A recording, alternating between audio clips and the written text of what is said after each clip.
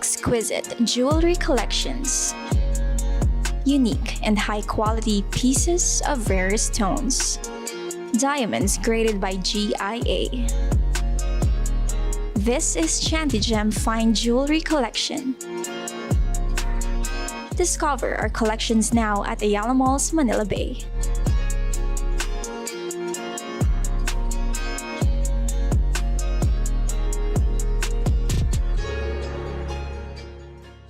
Magbibigay trabaho, OFW Party List. ito ang ating kailangan. OFW Party List. After you did a good job this week bilang nanay, bilang empleyado, bilang estudyante, o bilang isang mabuting Pilipino, today, sit back and relax dahil we will serve you with a long menu of good news and updates na bubusog po sa inyo.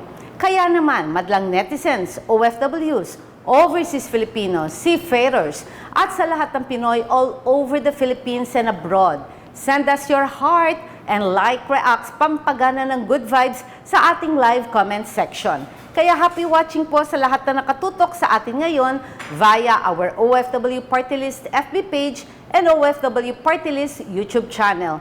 Ngayong gabi, don't worry dahil ihahain namin ang tulong at malasakit sa bawat Pilipino dahil bidang serbisyo, bidang updates, bidang papremyo at bida ang pagbibigay ng agarang aksyon at praktikal na solusyon. Kasama pa rin nyo ang nag-iisang OFW Party List Representative, ang inyong lingkod, Ate Kong Marisa Delmar Magsino, sa programang Ikaw ang Una dahil Ikaw ang Bida. Ito ang OFW, Ikaw ang Bida. Bigay trabaho, OFW Party List. ito ang ating kailangan. OFW Party List.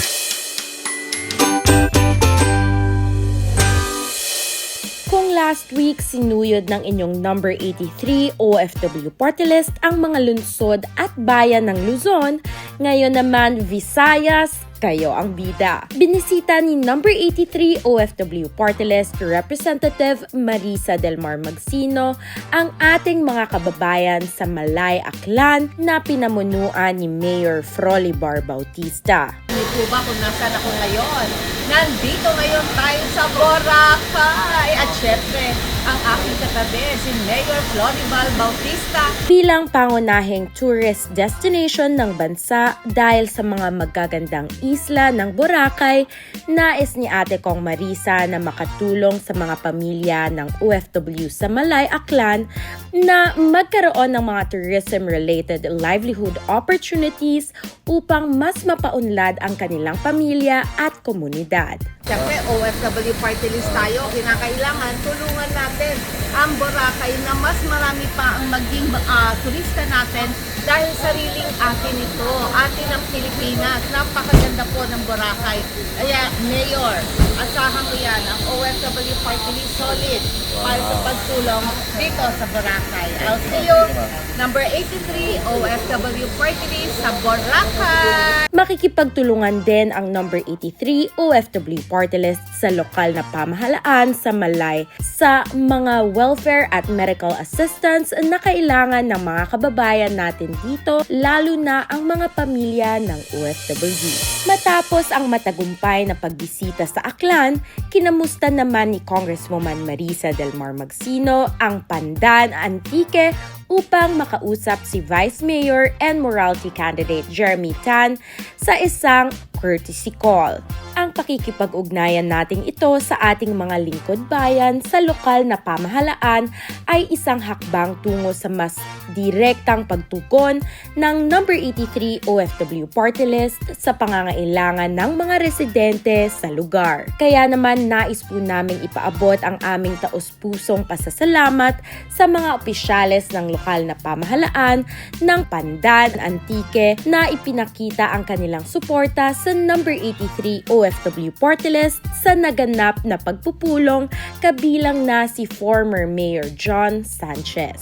Samantala, tinapos ng ating napakasipag na Congresswoman Marisa Del Mar Magsino ang kanyang pag-iikot sa Western Visayas sa isang pagpupulong kasama ang mahigit 1,000 miyembro ng Bugasong Overseas Filipino Workers Association sa Antique. Masusing tinalakay sa napakalaking pagtitipon na ito ang mga paraan kung paano makatulong ang number 83 OFW Party List upang maisulong ang advokasya ng Bugasong Overseas Filipino Workers Association sa lugar, lalo na ang mga pamilya ng ating mga OFWs na naiwan sa bansa. Pumasok po ako sa Kongreso hindi bilang artista, hindi bilang television host, kundi isang public servant na magseservisyo sa inyo.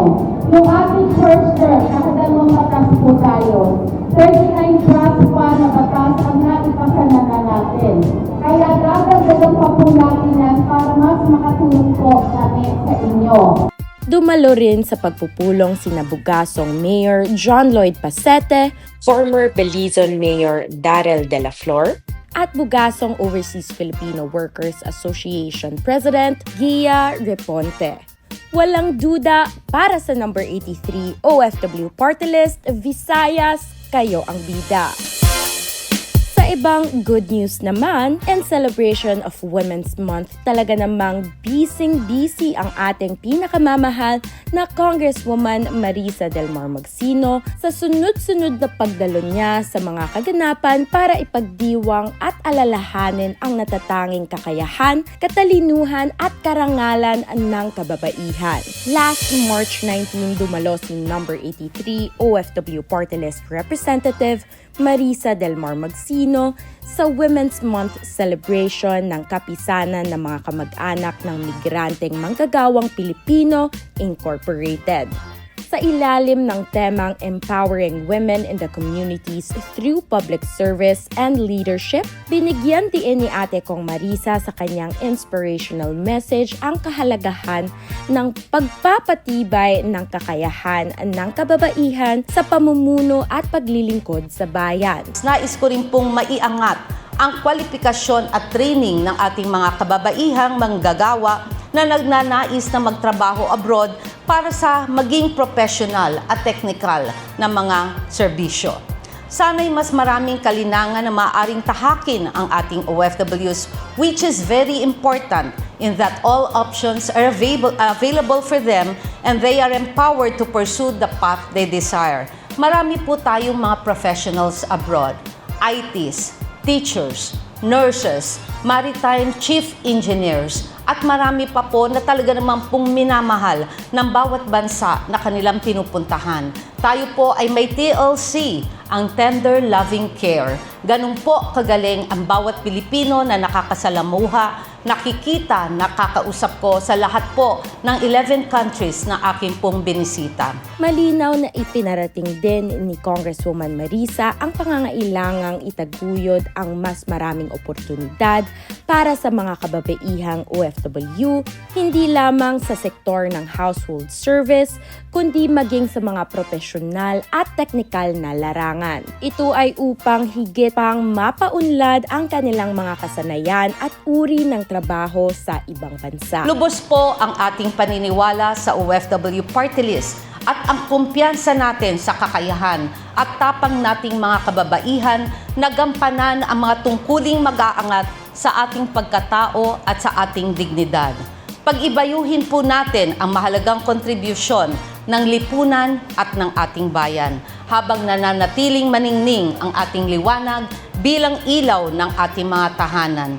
Let us support each other, hold each other's crowns, and continue fighting for women empowerment. Samantala, masayang dumalo rin si number 83 OFW Party List Representative Marisa Del Mar Magsino sa selebrasyon ng 51st anniversary ng Movie Workers Welfare Foundation o MOWEL Fund na may temang muling pasasalamat. Kasama ang 2,000 miyembro ng organisasyon, binigyang pugay ni Ate Kong Marisa bilang pangunahing pandangal ang MOWEL Fund para sa matagumpay na pagsulong ng kapakanan at karapatan ng mga manggagawa sa industriya ng pelikula. Tayo po, magkakapatid, nagmamahalan, ang may papangako ko po, kung ano may tutulong ng OFW Party List, I'm just a text or a call away. Nandyan po ang numero natin at alam po ng ating mga board of directors at ng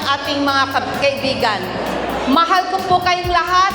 Bilang dating aktres, sinabi ni Ate Kong Marisa na para sa kanya, ang tunay na haligi ng industriya ng pelikulang Pilipino ay ang mga manggagawa na kasama dito. Kaya't dapat lang na sila'y patuloy na suportahan at proteksyonan. Hindi lang yan, dumalo rin si number 83 OFW Party List Representative Marisa Del Mar Magsino sa launch gala ng Shades of Pink Philippine Foundation Incorporated. Upang ipakita ang kanyang malaking suporta sa advokasiyang tumulong at magbigay ng suporta sa ating mga kababayang may breast cancer.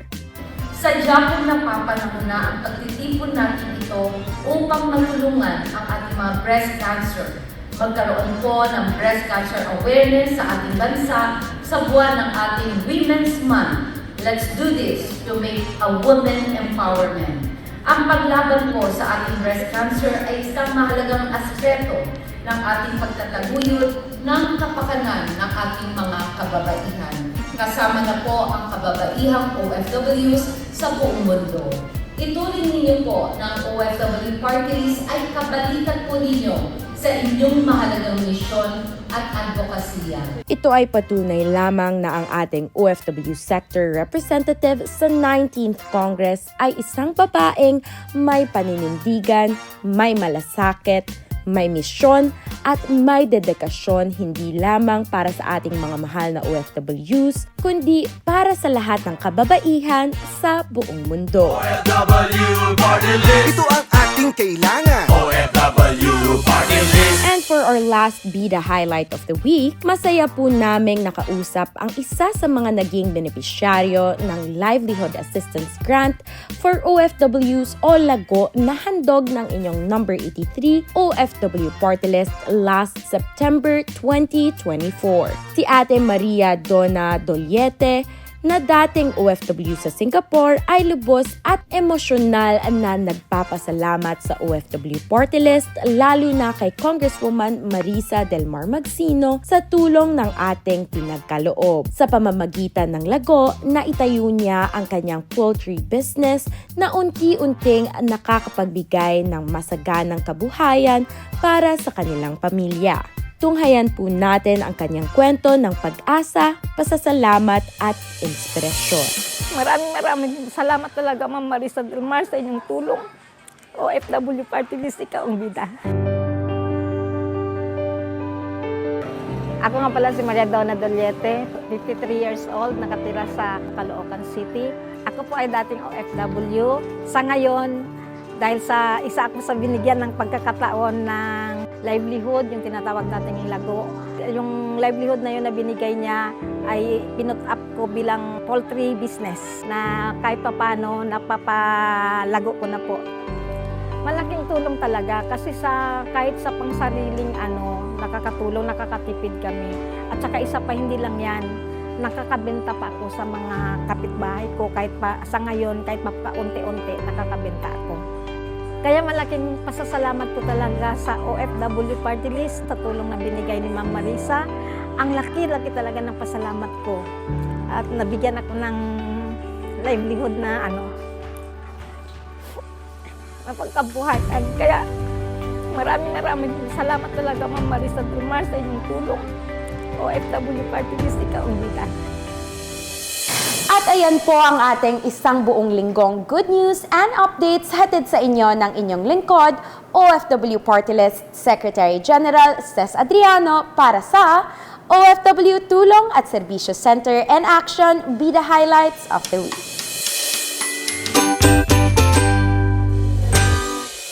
Maraming salamat po sa pagsama ninyo sa amin ngayong linggo. So paano? See you again next week. Kasama pa rin po ang inyong lingkod, OFW Party List Representative, Ate Congresswoman Marisa Delmar Magsino, and of course, ang aking masayang kabanding sa kwentuhan, kulitan at serbisyo, walang iba kundi ang ating OFW Party List, Secretary General, the influencer, TikTok influencer, Ces Adriano, ang aking anak na napakaganda na parehong nagpapaalala sa inyo na OFW, ikaw ang bida! Bye! Bye, partners! Sama tayo Have a dito. blessed weekend! God bless you! Magbibigay trabaho. OFW Party List. Ito ang ating kailangan. OFW Party List.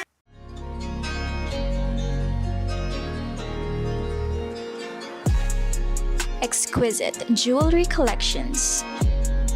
Unique and high-quality pieces of rarest stones. Diamonds graded by GIA. This is Chantigem Fine Jewelry Collection. Discover our collections now at Ayala Malls, Manila Bay.